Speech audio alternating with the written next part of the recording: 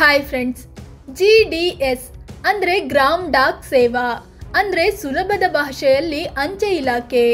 ಇದು ಹೇಗೆ ಕೆಲಸ ಮಾಡುತ್ತೆ ಗೊತ್ತಾ? ಇದರಲ್ಲಿ ಏನೇನು ಕೆಲಸ ಇರುತ್ತೆ, ಯಾವ ಹುದ್ದೆಗೆ ಎಷ್ಟು ಸಂಬಳ ಸಿಗುತ್ತೆ, ಇದು ಪರ್ಮನೆಂಟ್ ಕೆಲಸನಾ, ವರ್ಷಕ್ಕೆ 3 ಬಾರಿ ಸಂಬಳ ಜಾಸ್ತಿ ಮಾಡೋದು ಯಾಕೆ, ಎಲ್ಲವನ್ನು ಈ ವಿಡಿಯೋದಲ್ಲಿ ಹೇಳ್ತೀವಿ. ಅದಕ್ಕೂ ಮುನ್ನ ನೀವಿನ್ನೂ ನಮ್ಮ ಚಾನಲ್ಗೆ ಸಬ್ಸ್ಕ್ರೈಬ್ ಆಗಿಲ್ಲ ಅಂದರೆ ಈ ಕೂಡಲೇ ಆಗಿ ಪಕ್ಕದ ಗಂಟೆ ಗುರುತಿನ ಮೇಲೆ ಕ್ಲಿಕ್ ಮಾಡಿ. ಅಂಚೆ ಇಲಾಖೆ ಕೆಲಸ ಪರ್ಮನೆಂಟಾ? ಅಂಚೆ ಕಚೇರಿಯಲ್ಲಿ ಕೆಲಸ ಬಯಸೋ ಎಷ್ಟೋ ಜನರಿಗೆ ಈ ಡೌಟ್ ಇರುತ್ತೆ, ಪರ್ಮನೆಂಟ್ ಕೆಲಸನಾ ಅಥವಾ ಟೆಂಪ್ರವರಿನಾ ಅಂತ. ಇದು ಖಂಡಿತ ಪರ್ಮನೆಂಟ್ ಕೆಲಸ, ಅದರಲ್ಲಿ ಯಾವುದೇ ಡೌಟ್ ಬೇಡ. ಇದು ಕೇಂದ್ರ ಸರ್ಕಾರದ ಅಡಿಯಲ್ಲಿ ಬರುತ್ತೆ. ಕೆಲಸ ಹೋಗುತ್ತೆ ಅನ್ನೋ ಭಯ ಈ ಕೆಲಸದಲ್ಲಿ ಇರೋದಿಲ್ಲ. ಇದು ಕೇಂದ್ರ ಸರ್ಕಾರದ ಮಿನಿಸ್ಟ್ರಿ ಆಫ್ ಕಮ್ಯುನಿಕೇಷನ್ಸ್ ಅಡಿಯಲ್ಲಿ ಬರುತ್ತೆ. ಅಂಚೆಯಲ್ಲಿ ಯಾವ್ಯಾವ ಹುದ್ದೆಗಳಿವೆ?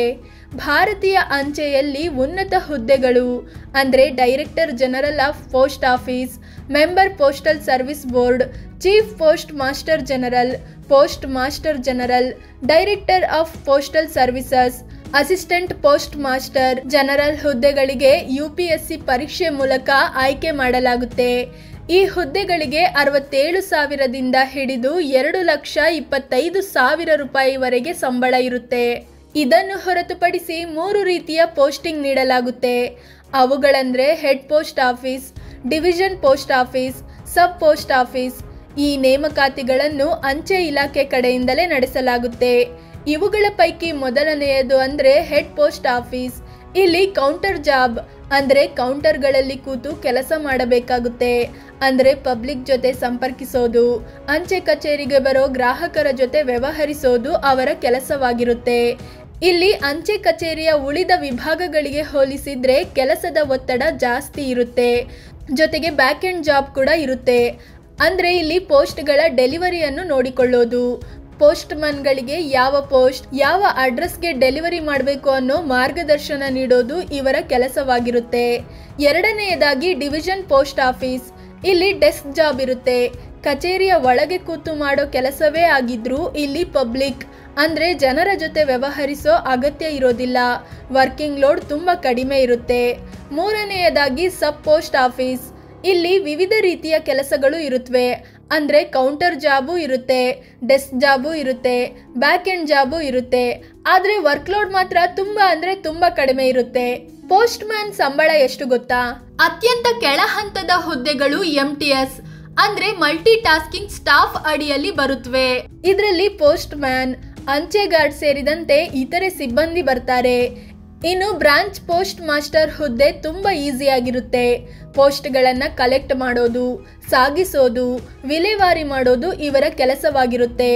ಇವರು ದಿನಕ್ಕೆ 4 ಗಂಟೆ ಕೆಲಸ ಮಾಡಿದರೆ ಬೇಸಿಕ್ ಸ್ಯಾಲರಿ 12,500 ರೂಪಾಯಿಯಷ್ಟಿರುತ್ತೆ. ಅದೇ 5 ಗಂಟೆ ಕೆಲಸ ಮಾಡಿದರೆ 15,500 ರೂಪಾಯಿ ಇರುತ್ತೆ. ಇವರಿಗೆ ಅಸಿಸ್ಟೆಂಟ್ ಬ್ರಾಂಚ್ ಪೋಸ್ಟ್ ಮಾಸ್ಟರ್ಗಳು ಸಹಾಯ ಮಾಡ್ತಾರೆ. ಅಂದರೆ ಮನೆಗೆ ಹೋಗಿ ಪೋಸ್ಟ್ ವಿತರಿಸೋ ಪೋಸ್ಟ್ ಮ್ಯಾನ್ ಇವರೇ. 4 ಗಂಟೆ ಕೆಲಸಕ್ಕೆ 10,000, 5 ಗಂಟೆ ಕೆಲಸಕ್ಕೆ 12,000 ರೂಪಾಯಿ ಸಂಬಳ ಸಿಗುತ್ತೆ. ಈ 2 ಹುದ್ದೆಗಳಿಗೆ 10ನೇ ಕ್ಲಾಸ್ ಅಥವಾ PUC ಆಗಿದ್ರೆ ಸಾಕಾಗುತ್ತೆ. ಅದೇ ರೀತಿ ನಂತರ post assistant, inspector, assistant superintendent post ಇರುತ್ತೆ. ಇನ್ನು ಆಡಳಿತಾತ್ಮಕವಾಗಿ ಅಸಿಸ್ಟೆಂಟ್ ಅಕೌಂಟ್ ಆಫೀಸರ್ ಅನ್ನೋ ಹುದ್ದೆಗಳು ಕೂಡ ಇರುತ್ತವೆ. ಈ ಹುದ್ದೆಗಳ ಸಂಬಳ 29,000ದಿಂದ 47,000 ರೂಪಾಯಿವರೆಗೆ ಇರುತ್ತೆ. ಇವೆಲ್ಲವೂ ಬೇಸಿಕ್ ಸಂಬಳ. ಅದಕ್ಕೆ ಅಲೋಯನ್ಸ್ ಎಲ್ಲ ಸೇರಿ ಇನ್ನೂ ಜಾಸ್ತಿ ಆಗುತ್ತೆ. ಅಂಚೆಯಲ್ಲಿ ಪ್ರಮೋಷನ್ನೇ ಕಷ್ಟ. ಎಸ್, ಅಂಚೆ ಇಲಾಖೆಯಲ್ಲಿ ಡಿಪಾರ್ಟ್ಮೆಂಟಲ್ ಎಕ್ಸಾಮ್ ಬರೆದು ಪ್ರಮೋಷನ್ ಪಡೆಯೋದು ಕಷ್ಟ. ಯಾಕಂದ್ರೆ ಈ ಪರೀಕ್ಷೆ ಬರೆಯಲು ಕೆಲಸಕ್ಕೆ ಸೇರಿ 5 ವರ್ಷ ಆಗಿರಬೇಕು. ಅಂದ್ರೆ ಅಂಚೆ ಇಲಾಖೆಯಲ್ಲಿ ಕೆಲಸಕ್ಕೆ ಸೇರಿ 5 ವರ್ಷಗಳಾದ ಬಳಿಕ ಡಿಪಾರ್ಟ್ಮೆಂಟಲ್ ಪರೀಕ್ಷೆ ಬರೆದು ಪ್ರಮೋಷನ್ ಪಡೆಯಲು ಅವಕಾಶ ಇರುತ್ತೆ. ಟ್ರಾನ್ಸ್ಫರ್ ಕೂಡ ಕಷ್ಟ. ಕಚೇರಿ ಕಡೆಯಿಂದಲೇ ಟ್ರಾನ್ಸ್ಫರ್ ಆದರೆ ಏನೂ ತೊಂದರೆ ಆಗಲ್ಲ. ಆದರೆ ನಾವು ರಿಕ್ವೆಸ್ಟ್ ಮಾಡಿ ನಮಗೆ ಬೇಕಾದ ಜಾಗಕ್ಕೆ ಟ್ರಾನ್ಸ್ಫರ್ ಮಾಡಿಸಿಕೊಂಡರೆ ನಮ್ಮ ಸರ್ವಿಸ್ ಲೆವೆಲ್ ಕಡಿಮೆ ಆಗೋ ಸಾಧ್ಯತೆ ಇರುತ್ತೆ. ಟ್ರಾನ್ಸ್ಫರ್ ಆಗೋಕ್ಕೂ ಮುನ್ನ ಇದ್ದ ಹುದ್ದೆಗಿಂತ ಕೆಳ ಹಂತದ ಕೆಲಸ ಮಾಡಬೇಕಾಗುತ್ತೆ. ವರ್ಷಕ್ಕೆ 3 ಸಲ ಹೈಕ್ ಫಿಕ್ಸ್. ಎಸ್, ಅಂಚೆಯ ಪ್ಲಸ್ ಪಾಯಿಂಟ್ ಅಂದರೆ ವರ್ಷಕ್ಕೆ 3 ಸಲ ಹೈಕ್ ಮಾಡಲಾಗುತ್ತೆ, 2 ಸಲ ತುಟ್ಟಿ ಭತ್ಯೆ ಮತ್ತು 1 ಸಲ ವೇತನದ ಹೆಚ್ಚಳ ಮಾಡಲಾಗುತ್ತೆ. ಒಟ್ನಲ್ಲಿ ಕೈಗೆ ಬರೋ ಸ್ಯಾಲರಿಯಲ್ಲಿ ವರ್ಷಕ್ಕೆ 3 ಸಲ ಹೆಚ್ಚಳವಾಗುತ್ತೆ. ಅಂಚೆ ಕೆಲಸ ಮಾಡಬೇಕಾ ಬೇಡವಾ?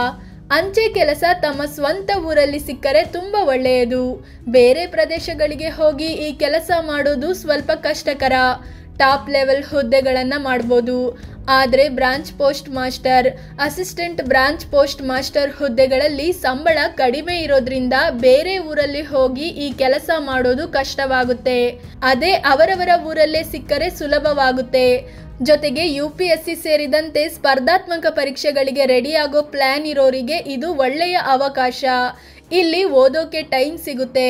ಹೈಕ್ ಕೂಡ ಫಿಕ್ಸ್ ಇರೋದ್ರಿಂದ ತಳಹಂತದ ನೌಕರರ ಸ್ಯಾಲರಿ ಕೂಡ 2-3 ವರ್ಷದಲ್ಲಿ 20 ರಿಂದ 22 ಸಾವಿರ ರೂಪಾಯಿ ದಾಟುತ್ತೆ. ಪೋಸ್ಟಲ್ ಸರ್ವಿಸ್ ಇತಿಹಾಸ. ಭಾರತದ ಪೋಸ್ಟಲ್ ಸರ್ವಿಸ್ಗೆ ಸುಮಾರು 250 ವರ್ಷಗಳ ಇತಿಹಾಸವಿದೆ. 1766ರಲ್ಲಿ ಮೊದಲ ಬಾರಿಗೆ ಈಸ್ಟ್ ಇಂಡಿಯಾ ಕಂಪನಿಯ ವಾರನ್ ಹೇಸ್ಟಿಂಗ್ಸ್ ಪೋಸ್ಟಲ್ ಸರ್ವಿಸ್ ಪರಿಚಯಿಸಿದ್ರು. ನಂತರ ಬ್ರಿಟಿಷ್ ರಾಣಿಯ ನೇರ ಆಡಳಿತ ಶುರುವಾದ ಮೇಲೆ 1898ರಲ್ಲಿ the Indian post office act ಜಾರಿಗೊಳಿಸಲಾಯಿತು. ಸ್ವಾತಂತ್ರ್ಯ ಬಂದ ಬಳಿಕ ಈ ಪೋಸ್ಟ್ ನೆಟ್ವರ್ಕ್ ದೊಡ್ಡದಾಗಿ ಬೆಳೀತು. 1947ರಲ್ಲಿ 23,344ರಷ್ಟಿದ್ದ ಪೋಸ್ಟ್ ಆಫೀಸ್ ಸಂಖ್ಯೆ ಈಗ 1.5 ಲಕ್ಷಕ್ಕಿಂತ ಹೆಚ್ಚಾಗಿದೆ. ಈ ಮೂಲಕ ಭಾರತ ವಿಶ್ವದ ಅತಿ ದೊಡ್ಡ ಅಂಚೆ ನೆಟ್ವರ್ಕ್ ಹೊಂದಿರೋ ದೇಶವಾಗಿದೆ. ಇಲ್ಲಿ 5 ಲಕ್ಷಕ್ಕೂ ಹೆಚ್ಚು ಜನ ಕೆಲಸ ಮಾಡ್ತಿದ್ದಾರೆ. ಪೋಸ್ಟಲ್ ಸರ್ವಿಸ್ ಹೇಗೆ ಕೆಲಸ ಮಾಡುತ್ತೆ? ಜನ ಪೋಸ್ಟ್ ಆಫೀಸ್ಗೆ ಹೋಗಿ ಪೋಸ್ಟ್ ಮಾಡ್ತಾರೆ. ನಂತರ ಅವುಗಳನ್ನು ಸೇಫ್ ಆಗಿ ಇಡೋಕೆ ಅಂತಲೇ ಕೊಠಡಿ ಕೂಡ ಇರುತ್ತೆ. ಪೋಸ್ಟ್ ಮಾಸ್ಟರ್ ಅವುಗಳನ್ನು ವಿಭಜಿಸಿ ಬಸ್ಸು, ರೈಲು ಅಥವಾ ವಿಮಾನದ ಮೂಲಕ ಸಾಗಿಸೋ ಕೆಲಸ ಮಾಡ್ತಾರೆ. ಮತ್ತೊಂದು ಕಡೆ ಅವುಗಳನ್ನು ರಿಸೀವ್ ಮಾಡೋ ಪೋಸ್ಟ್ ಮಾಸ್ಟರ್ ಅವುಗಳನ್ನು ಸ್ಥಳೀಯ ಅಂಚೆ ಕಚೇರಿಗೆ ತರ್ತಾರೆ. ನಂತರ ಅಲ್ಲಿ ಅಡ್ರೆಸ್ ಆಧಾರದ ಮೇಲೆ ಅವುಗಳನ್ನು ಜನರವರೆಗೆ ತಲುಪಿಸೋ ಕೆಲಸ ನಡೆಯುತ್ತೆ.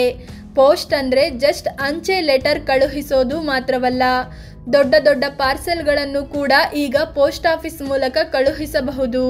ಅದರಲ್ಲೂ ಕಾಮರ್ಸ್ ಹೆಚ್ಚು ಬೆಳವಣಿಗೆ ಆಗ್ತಿರೋದ್ರಿಂದ ಈ ರೀತಿಯ ಪಾರ್ಸೆಲ್ಗಳ ಪೋಸ್ಟ್ ಜಾಸ್ತಿ ಆಗ್ತಿದೆ. ಯಾವ ವಸ್ತು ಕಳುಹಿಸೋಕ್ಕಾಗಲ್ಲ? ಅಂಚೆಯಲ್ಲಿ ಕೆಲವೊಂದು ವಸ್ತುಗಳನ್ನು ಕಳುಹಿಸೋಕ್ಕಾಗಲ್ಲ. ವಸ್ತು ಮಾತ್ರವಲ್ಲ, ಸಾಕು ಪ್ರಾಣಿಗಳು, ಸಸ್ಯಗಳು, ತರಕಾರಿ, ಹಣ್ಣು, ಕಾಫಿ, ಟೀ ಪುಡಿ, ಸಾಕು ಪ್ರಾಣಿ ಆಧಾರಿತ ಉತ್ಪನ್ನಗಳನ್ನು ಕೂಡ ಕಳುಹಿಸುವಂತಿಲ್ಲ. ಮಾಂಸ, ಮೊಟ್ಟೆ, ಜೇನುತುಪ್ಪ ಕೂಡ ಪೋಸ್ಟ್ನಲ್ಲಿ ಪಾರ್ಸೆಲ್ ಮಾಡಂಗಿಲ್ಲ. ಎಣ್ಣೆ ಬೀಜ, ಗಮ್, ಮದ್ಯ ಸೇರಿದಂತೆ ಯಾವುದೇ ರೀತಿಯ ಪಾನೀಯಗಳು, ತಂಬಾಕು ಉತ್ಪನ್ನ, ಕೆಮಿಕಲ್, ಸ್ಫೋಟಕ ವಸ್ತುಗಳು, ಸೋಪು, ಗೊಬ್ಬರ, ಬೆಂಕಿ ಹೊತ್ತುಕೊಳ್ಳುವಂತಹ ವಸ್ತುಗಳನ್ನು ಕಳುಹಿಸುವಂತಿಲ್ಲ. ವಿವಿಧ ಬಗೆಯ ಲೋಹಗಳು, ಶಸ್ತ್ರಾಸ್ತ್ರಗಳನ್ನು ಕೂಡ ಕಳುಹಿಸುವಂತಿಲ್ಲ. ಹೀಗೆ ಇದರ ಲಿಸ್ಟ್ ತುಂಬ ದೊಡ್ಡದಿದೆ. ಇಂಪಾರ್ಟೆಂಟ್ ಅಂಶಗಳನ್ನು ಹೇಳಿದ್ದೀವಿ ಅಷ್ಟೇ. ಫ್ರೆಂಡ್ಸ್, ಇದಾಗಿತ್ತು ಭಾರತದ ಅಂಚೆ ಇಲಾಖೆ ಬಗ್ಗೆ, ಅದರ ಹುದ್ದೆ, ಸಂಬಳದ ಬಗ್ಗೆ ತಿಳಿಸಿಕೊಡುವ ಪ್ರಯತ್ನ. ಈ ಬಗ್ಗೆ ನಿಮಗೇನನ್ಸುತ್ತೆ ಅಂತ ಕಾಮೆಂಟ್ ಮಾಡಿ ತಿಳಿಸಿ. ಅದೇ ರೀತಿ ನೀವಿನ್ನೂ ನಮ್ಮ ಚಾನಲ್ಗೆ ಸಬ್ಸ್ಕ್ರೈಬ್ ಆಗಿಲ್ಲ ಅಂದರೆ ಈ ಕೂಡಲೇ ಆಗಿ ಪಕ್ಕದ ಗಂಟೆ ಗುರುತಿನ ಮೇಲೆ ಕ್ಲಿಕ್ ಮಾಡಿ. ಧನ್ಯವಾದ.